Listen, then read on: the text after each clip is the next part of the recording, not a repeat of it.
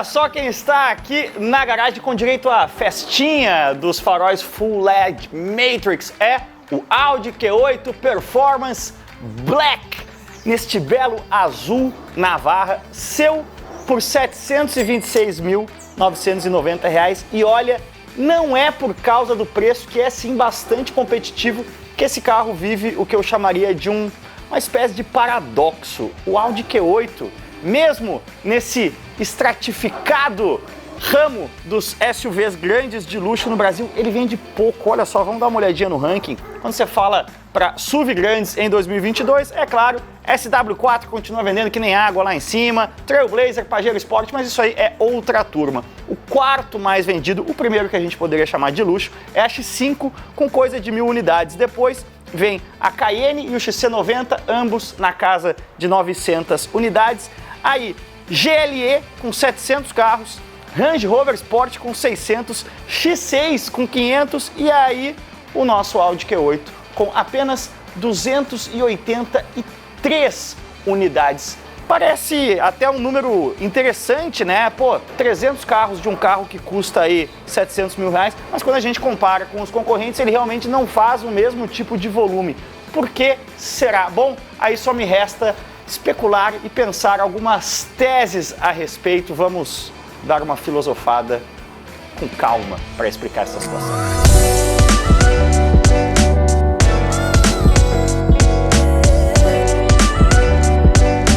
Deixa eu começar fechando a porta da garagem de novo aqui para mostrar para vocês o interior do Q8 em toda a sua glória. Aliás, reparem aqui, ó, ele é um SUV coupé, né? Não tem o frame aqui das portas. Isso aí, no requinte de uma montadora premium, quando você baixa a janela para fechar o carro, ele mantém um pouco de vidro aqui para ele não dar aquela chacoalhada ali dentro, ó. Não tem o prrr. Eu tive carros que não tinham o frame aí, que faziam esse barulho. Mas dá uma olhada aqui, realmente é impressionante o interior. Afinal, a gente está aqui falando de um irmão de plataforma de carros como Porsche Cayenne, como Bentley Bentayga, como Lamborghini Urus, ou seja, tem sim muita tecnologia e muito luxo. Mas, inclusive eu gosto muito aqui dessas telas da Audi, que elas fazem essa coisa interessante aqui, ó, quando você aperta, consegue ouvir o tec-tec, tec-tec. A própria tela inteira vira um botão para você ter certeza que no touch ela afunda, sem volume. Ela dá uma afundadinha e uma estraladinha para você ter a certeza que você apertou algo, né? Numa tela touch, isso é muito legal.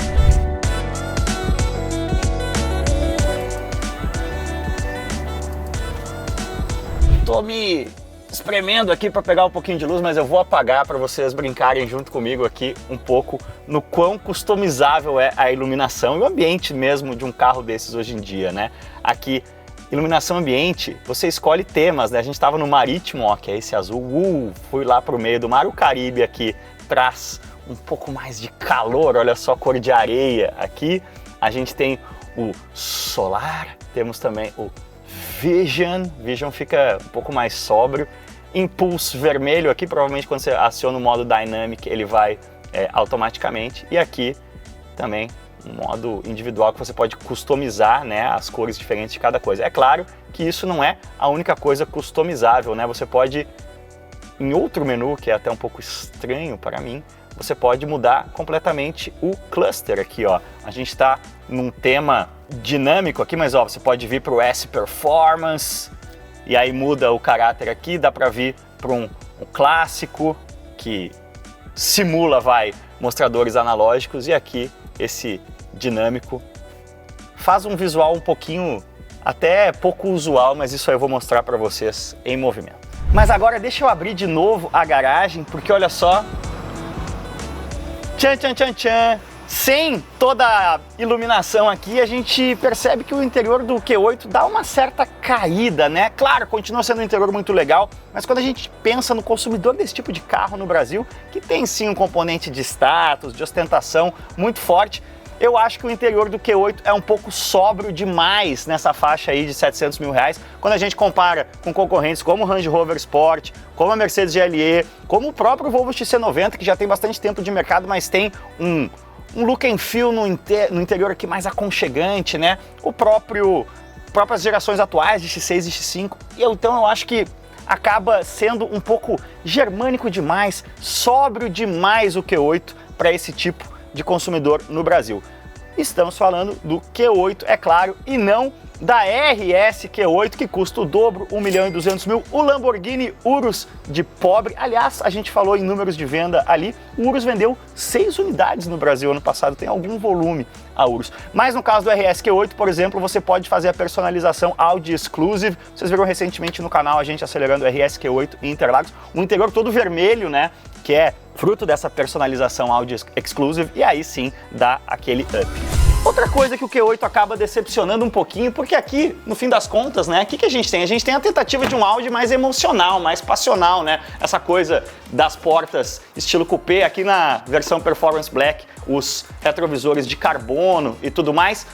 E aí parece que na hora de fazer emoção, a Audi acaba quase que indecisa entre ir para o lado emocional mesmo de uma Cayenne, de uma Urus, ou a sobriedade de um Audi. E a gente sente isso muito no temperamento do motor aqui, o híbrido leve 3.0 V6 turbão de 340 cavalos. É um motor que leva esse carro, e olha, vou falar para vocês, é um carro grande. Talvez esse visual mais SUV coupé do Q8 mascare um pouco no vídeo, mas o carro é sim gigante. Esse motor aqui leva o carro de 0 a 100 em menos de 6 segundos. Para vocês terem uma ideia da escala desse carro, as rodas aqui são 22. Se você olha uma foto de um Q8, principalmente de perfil, ele parece um grande hatchzão médio, né? Não, é um carro grande. Não esqueça que se a gente der uma aquadradadinha aqui na traseira, a gente está falando de uma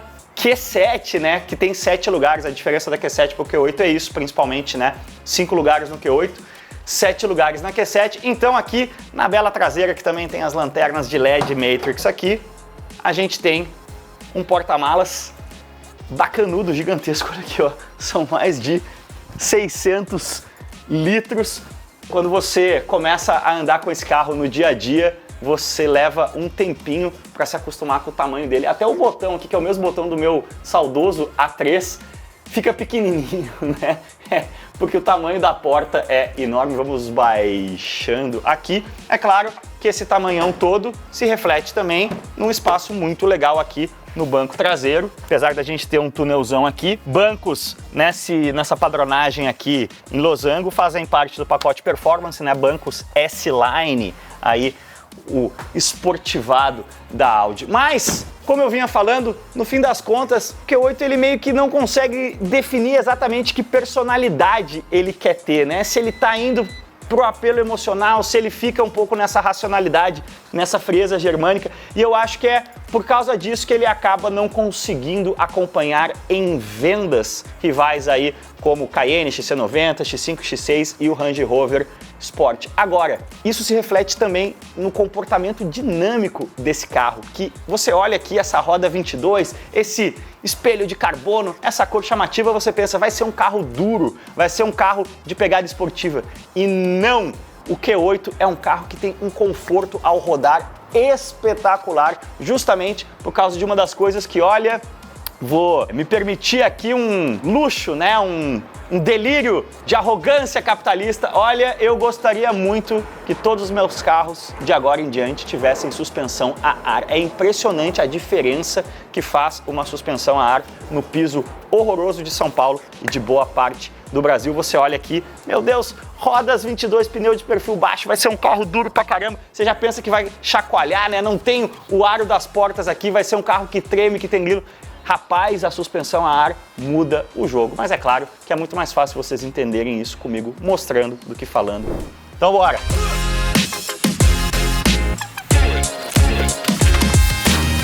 Mas afinal, como anda, deputado? Vou dar uma esticadinha aqui. Olha só, o que temos ao fundo aí, até esqueci. Qualify do Grande Prêmio da Bélgica de Fórmula 1. Não é uma coisa, olha, eu com 41 anos ainda me impressiono com certas coisas, né? A gente conseguir com o celular ouvir a transmissão em tempo real. Mas enfim, estamos aqui nos arredores do Morumbi, Sampa, meu, ó. 340 cavalos, mas principalmente 51 kg de torque, né? Um 3.0 V6 turbo. Pode parecer um motor downsized, porque é, né? Essa categoria de carro, historicamente, quando surgiram os SUVs grandes, vivia muito de V8, né? O V6 turbo é o antigo V8, podemos falar assim, apesar de que no RSQ8 e na Urus você tem motores V8, mas ainda gera números de torque bastante impressionantes, né? 51 kg de torque aqui, o que é muito bom. Deixa eu sair um pouco aqui do fluxo, até para mostrar outra coisa importante desse carro para vocês. Mas, ó, aqui vocês vão sentir a maravilha que é a suspensão a ar. Não é impressionante? Você não ouve de compressão de amortecedor, nada, né? Nesses pisos super irregulares aqui que a gente tem, o carro roda macio. Eu tô, olha, tô completamente encantado e vendi minha alma aí para suspensões a ar, apesar de que ainda continua sendo algo muito caro e difícil, né? Não é acessível na maioria das coisas ainda. Faz de 0 a 100 em 5.8 segundos, né? O que é sim bastante impressionante, porque é um carro de 2.300 quilos. Como eu falei, você não enxerga tão bem por fora em foto, porque ele tem esse visual meio coupé, meio hatch médio bombadão. O tamanho que é um Q8, o comprimento da Q8, galera, é o mesmo da Fiat Toro, só que sem caçamba, né? Então aí você tem uma boa referência do quão grande esse carro. Ele é o comprimento de uma Toro, mas bem mais largo também, mais alto, mais parrudão, né? Até por isso ele esconde, de certa forma, o comprimento. No modo Dynamic ele fica, vocês viram lá os diferentes modelos de cluster, né? Eu não gostei muito desse cluster do Dynamic aqui, fica meio que orelhinhas do Batman aqui, né? No conta-giros e no velocímetro. Confesso que eu prefiro bem mais. Vamos botar aqui vamos botar um cluster mais tradicionalzão aqui. Audi Virtual Cockpit S Performance. Sim, alterar. Que coisa louca, né? Ter que autorizar uma mudança de cluster, né? Como os advogados das grandes multinacionais aí estão muito chatos ultimamente. Vou deixar de volta aqui. Mas como eu vinha dizendo, ele acaba entregando um desempenho muito interessante para o tamanho do carro, né? Mas vamos falar aqui de modos de seleção, né? A gente tem o modo All-Road, né? Modo Off-Road também. A gente está falando de um carro de tração integral, afinal. Mas aqui em São Paulo você vai querer mesmo usar ele no modo Comfort, que é onde o bom rodar desse carro é inacreditável que um carro com suspensão, aliás, com rodas de aro 22, rode tão suave aqui na buraqueira de São Paulo. Em matéria de câmbio, ó, a gente tá no modo Comfort, vou dar uma esticadinha pra gente ficar aqui. É o perene, eterno, permanente câmbio de 8 marchas da ZF, né? Tá em praticamente tudo que os alemães fazem hoje em dia. Funciona muito bem, é claro, mas acaba virando um pouco commodity, né? Hoje em dia a gente tem os BMW usando esse câmbio, muitos Audis, alguns Mercedes também, e a gente acaba perdendo aí mais um fator de diferenciação de personalidade entre as marcas premium, né? Afinal, hoje em dia, se é premium e é alemão, a chance de ter o câmbio de 8 marchas ali de conversor de torque da ZF é sim altíssima. Power! Mas como eu vinha dizendo, ele entrega um desempenho muito interessante para o tamanho do carro. O único lance é que quando se fala de V6, né, nessa faixa de preço, olha só, mesmo aqui no modo Dynamic, vou até botar em ponto morto aqui, ele nem deixa girar muito, olha, você praticamente não ouve nada de motor, né? Então, o resumo da ópera acaba sendo isso, né? Vou botar a marcha de volta, senão o carro não vai, né? O Q8, ele acaba sendo um carro que não entrega a emocionalidade, digamos assim, de outros carros nessa faixa, né? A própria Mercedes GLE X6 tem uma pegada mais esportiva, mais espalhafatosa, né? Nem entrega o requinte mais apurado aí de carros como o XC90 e Range Rover Sport. E aí eu acho que isso acaba sendo a explicação para o Q8 não ter números de venda tão expressivos assim, né? É óbvio que é um segmento que, por natureza, não tem números tão expressivos, mas quando a gente olha para um X5 vendendo aí mais de 1000 unidades, Cayenne, XC90 namorando a faixa de 1000 unidades, realmente a gente percebe que o Q8, entre aspas, não pegou tão forte aqui no mercado brasileiro, tendo vendido aí coisa de 300 carros ano passado. Por que será? Será que a minha tese faz sentido? Falta um pouco de personalidade ao Q8, né? Talvez ele tentou ser muitas coisas e acabou não sendo fortemente nenhuma delas. Nem um ápice de requinte, nem um ápice aí de esportividade, de emocionalidade.